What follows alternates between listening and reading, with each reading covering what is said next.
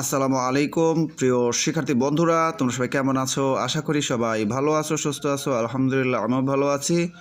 শিক্ষার্থী বন্ধুরা, আবারও চলে আসলাম তোমাদের জন্য আর একটা জিকে বা জেনারেল নলেজের ক্লাস নিয়ে। আজকের এই ক্লাসে আমরা সরকারের গুরুত্বপূর্ণ হেল্পলাইন সম্পর্কে জানবো।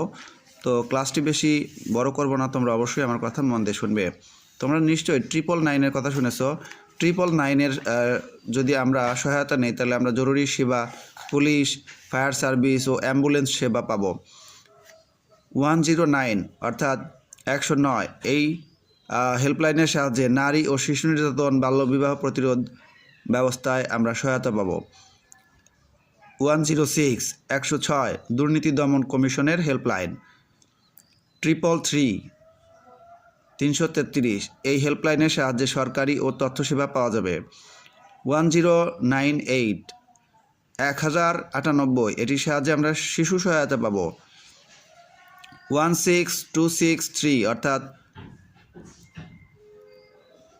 16263 এই নম্বরটার সাহায্যে জরুরি স্বাস্থ্যসেবা পাওয়া যাবে। এরপর 16108 এটির সাহায্যে আমরা মানবাধিকার বিষয়ক হেল্পলাইন ব্যবহার করে সহায়তা পাবো। আর 16123 এটির সাহায্যে আমরা কৃষি বিষয়ক সহায়তা পাবো। শিক্ষার্থী বন্ধুরা, এখানেই ক্লাসটা শেষ হচ্ছে। ক্লাসটি তোমাদের ভালো লাগলে অবশ্যই একটা লাইক দিয়ে দিও, পারলে তোমাদের বন্ধুদের মাঝে শেয়ার করে দিও।